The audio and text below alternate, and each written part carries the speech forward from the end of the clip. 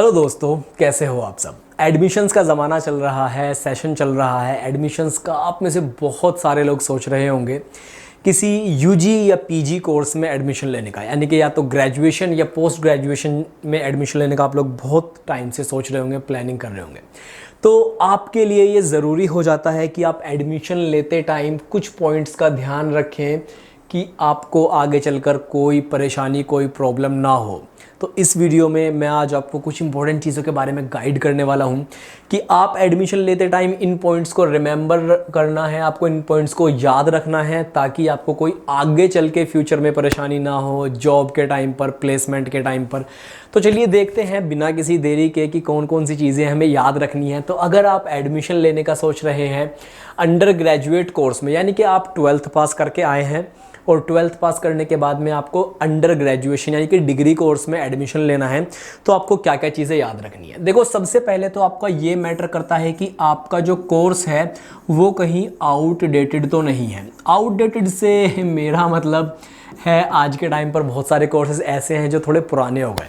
Example के तौर पर आपको बताता हूँ, जैसे कि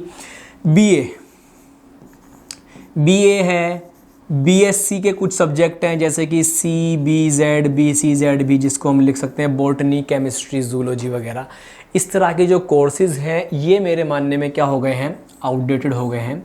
इनकी कुछ खास ज़्यादा वैल्यू आज के टाइम पर रह नहीं गई है। तो आपको अपने एडमिशन लेने से पहले 12th के बाद में यूजी कोर्सेज़ में एक लिस्ट बना लेनी है, जिस लिस्ट के अकॉर्डिंग आप ये देखेंगे, ये आप तय करेंगे कि आपको किसी आउटडेटेड कोर्स में एडमिशन नहीं लेना है, क्योंकि यहाँ से आपका ये बहुत ज़्यादा डिपेंड करेगा कि बाद में चल के आपका प्लेसमेंट कैसा होने वाला है, उसका स्कोप कैसे होने वाला है और आप क्या स्किल्स सीखने वाले हैं।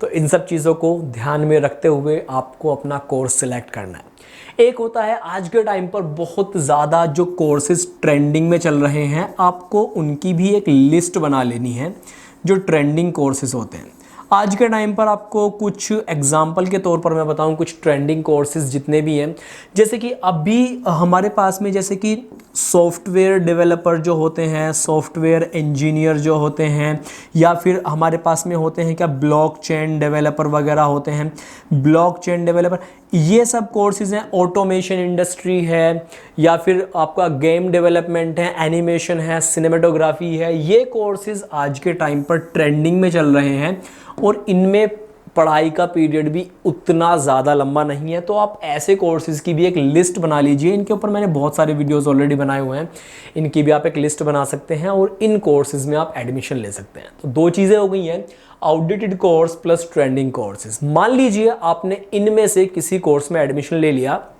एडमिशन लेते टाइम आपको एक दो चीज़ें और ध्यान में रखनी है।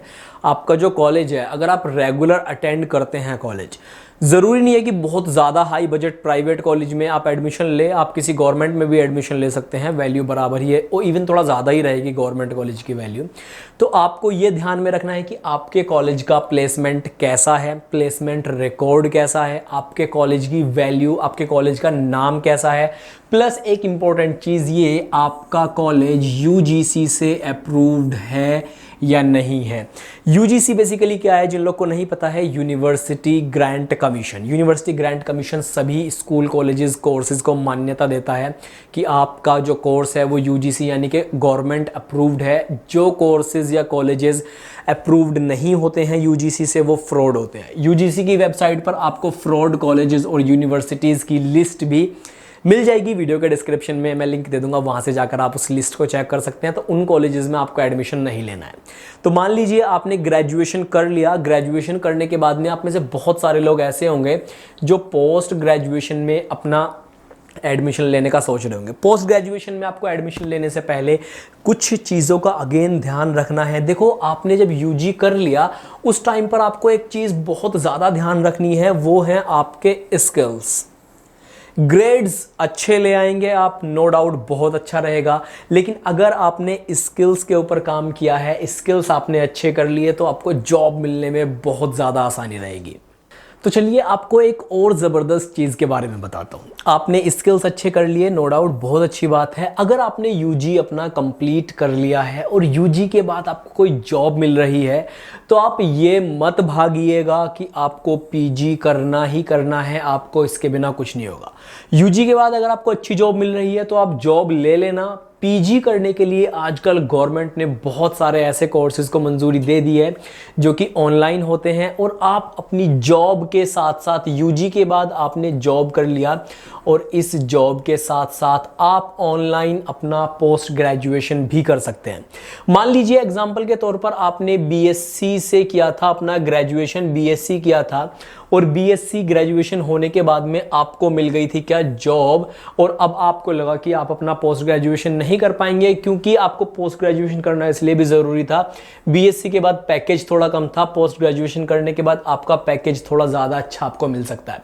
तो ये जो जॉब है बीएससी के बाद, आप इसको मत छोड़िएगा। आपको अगर एमबीए करना है, एमएससी करना है, एमसीए करना है, एमए करना है, तो ये सारे के सारे पोस्ट ग्रेजुएशन कोर्स आपको ऑनलाइन भी मिल जाएंगे और आप इन कोर्सेज को आपकी जॉब के साथ साथ ऑनलाइन भी कर सकते हैं। लेकिन ग्रेजुएशन के बाद अगर आपको जॉब मिल रही है तो पहले आप जॉब करना, कोर्स तो आप साथ साथ में अपना पोस्ट ग्रेजुएशन कर ही लेंगे, और जब आपका पोस्ट ग्रेजुएशन हो जाएगा तब आपका जो सैलरी है उस पोस्ट ग्रेजुएशन के बेसिस पर आपको थोड़ी अच्छी मिलेगी, इसलिए क्योंकि जब तक आपका ऑनलाइन 2 साल का पोस्ट ग्रेजुएशन कंप्लीट होगा तब तक आपको 2 साल का एक्सपीरियंस हो चुका होगा जॉब में, और फिर आपके पास मास्टर डिग्री भी होगी, तो आपको एक अच्छा सैलरी मिल सकता है। ये ध्यान में रखना बहुत ज़्यादा ज़रूरी है। उसके बाद आपको ये अपने कॉलेज का प्लेसमेंट प्लस जो कोर्स चूज़ कर रहे हैं उसका स्कोप कैसा है, प्लस सबसे ज़्यादा ध्यान देना है जिस भी कोर्स में आपने एडमिशन ले लिया अपने स्किल्स पर। स्किल्स के बारे में थोड़ा सा एक मैंने डेडिकेटेड वीडियो भी बनाया है, वो ऊपर आई बटन में आपको लिंक मिल जाएगा, वहाँ से जाकर आप देख सकते हैं। स्किल्स में कुछ बता देता हूँ थोड़े बहुत, जैसे कि आपको अपने कम्युनिकेशन स्किल्स को बहुत ज़्यादा सुधारना है, अपनी कन्विंसिंग पावर को अच्छा करना है। दूसरा, आपको अपनी पर्सनैलिटी अच्छी करनी है।